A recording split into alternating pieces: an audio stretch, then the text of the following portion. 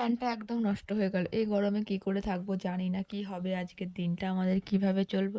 তাহলে চলো ভিডিওটা ১ম থেকে শুরু করা যাক। কি হয়েছে না হয়েছে, কি বৃত্তান্ত সবটাই তোমাদের সাথে শেয়ার করছি। তো আমাদের ফ্যানের যে ব্যাটারিটা থাকে সে ব্যাটারিটা খুলে পড়েছিল, মানে ফ্যানের সাথে বাজছিল, সেইজন্য প্রচণ্ড পরিমাণে আওয়াজ হচ্ছিল। তো সেটা দেখতেই উপরে উঠেছিলাম। কেন আওয়াজ হচ্ছে উপরে উঠে বুঝতে পারলাম।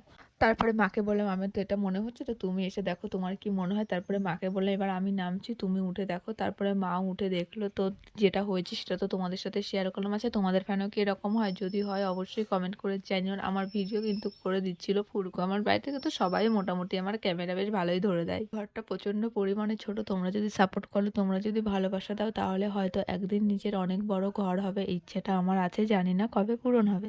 ইচ্ছে তো আছে অনেক, দু চোখ ভরা অনেক ইচ্ছে আছে। জানি না সমস্ত ইচ্ছে আদৌ এক জীবনে পূরণ করতে পারবো কিনা। দেখো আমাদের ঘরে না প্রচন্ড পরিমাণে গরম লাগে। যেহেতু মধ্যবিত্ত পরিবার থেকে বিলম্বন করি, সেই জন্য এসি কেনার সামর্থ্য আমাদের নেই।